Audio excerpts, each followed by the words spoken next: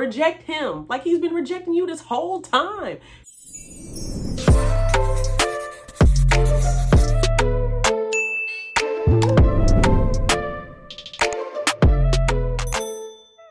Hey y'all, welcome back to my channel, Apparently Ashley, and today we're talking about Married at First Sight, Season 13, Episode 17. So, the day is here, y'all.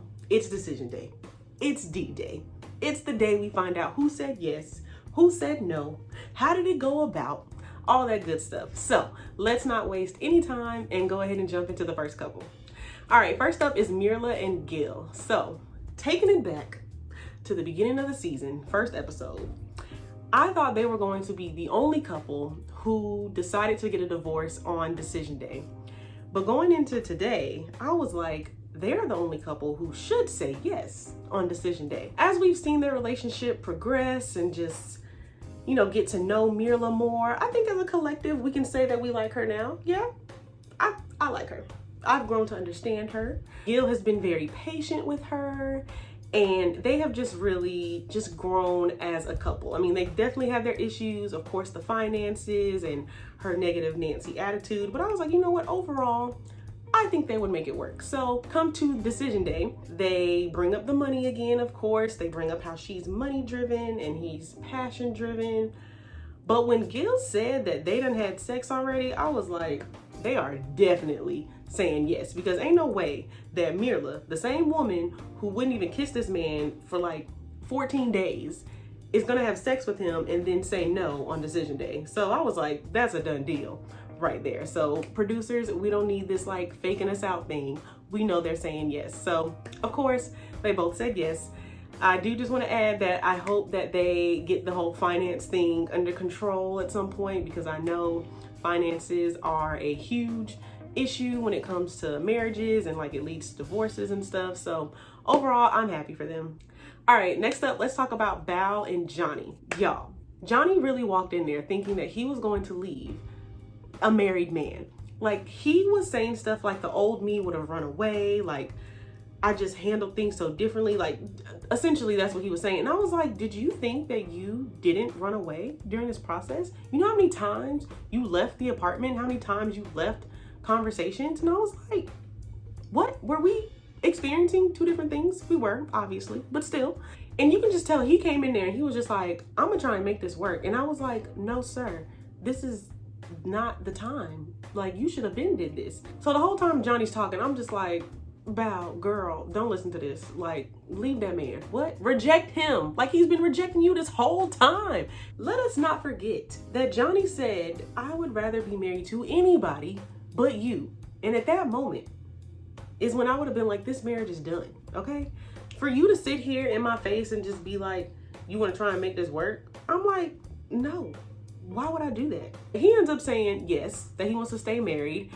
And thank God Bao said no. Bao is the MVP, okay? She's the MVP of this episode. She's the MVP of this season. I am so proud of her for realizing this is not what she signed up for, and it's not what she deserves. Like, she was like, I signed up for this for commitment and for support. And you know what you gave me?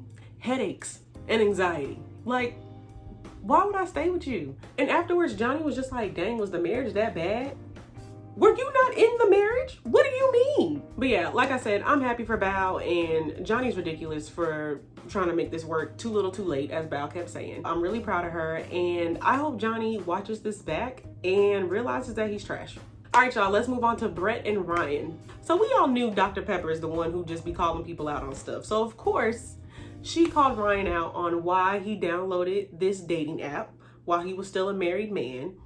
And he was like bum fumbling around with an answer. He was like, yeah, like, I'm sorry it happened. And Dr. Viviana was like, it didn't happen. Like, you did it. Like, why did you do that? And he could not give a straight answer. He's not sorry he did it. He's sorry he got caught. And he was even telling Brett, like, I'm sorry that you got that message from your friend. You are not sorry that you downloaded a dating app while you were married and you couldn't wait 7 days before you downloaded it. Like, what is wrong with you? So the entire time, Brett is looking like, hello, I have somewhere to be after this. Can we just hurry up and say that we want a divorce so I can go on about my day? And she was just looking at him like, you can keep this apology. I don't need this. So of course they both ended up saying no.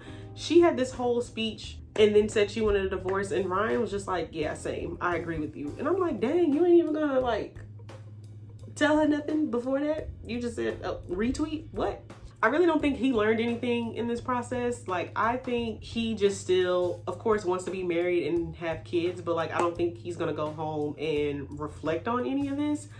I think he's just gonna be like, all right, where's my Victoria's Secret model? Like, send her to me, please. Hopefully Brett finds somebody who will actually put in effort and show her that they care about her and treat her the way that she deserves to be treated. All right, next up is Michaela and Zack. All right, y'all. Going into Michaela and Zack, I was like, what they should do is get divorced, right? But I wouldn't be surprised if they stayed married, because they are both people who seem to love toxicity. Zack pulls out this letter. He's telling Michaela how much she means to him and that he loves her and glad that she loves him. He's crying. He's saying that she's the second most amazing woman that he knows, all this stuff. And I'm just like, wow, they are really going to stay together. This is ridiculous. It's time for Michaela to make her decision. And she said, you know what? I would like to stay married to you.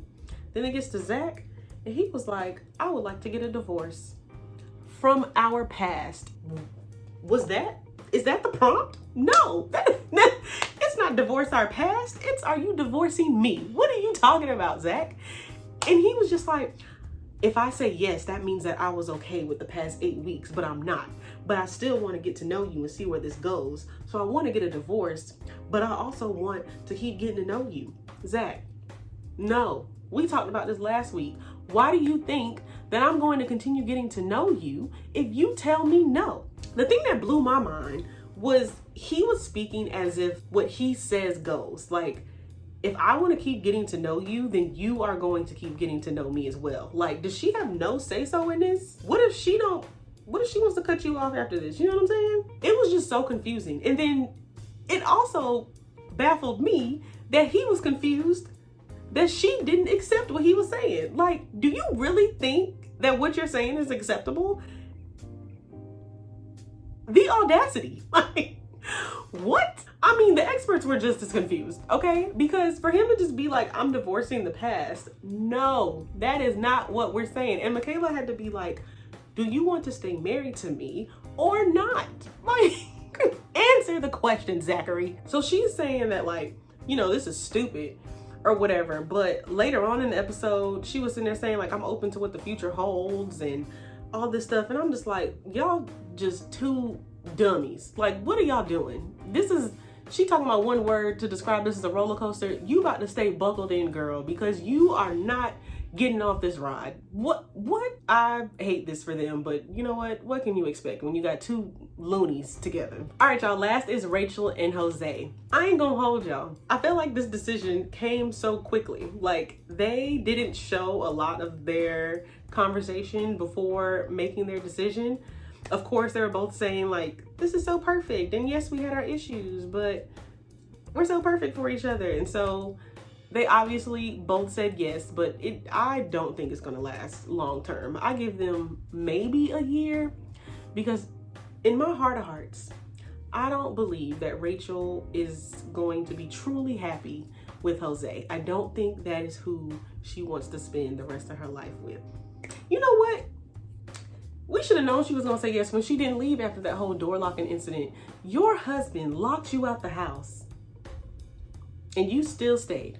I think she's convincing herself. And I think one day she's going to wake up and she's going to be like, you know what, Jose? I'm going to lock the door on you. Okay? All right, y'all, that wraps up my reaction to this week's episode of Married at First Sight, season 13, episode 17, also known as the finale. So this will be my last time making a video for this season. I will not be reviewing the reunions. However, the previews did look juicy, so make sure y'all tune in. Thank y'all for watching this entire season. I really appreciate all of y'all who've been supporting me, who've been commenting, any new subscribers I've gained. So if you aren't already subscribed, go ahead and hit that button below. Make sure you give this video a thumbs up. Comment below and let me know what you thought about everyone's decisions. Thanks for watching again, and I'll see y'all next time. Bye.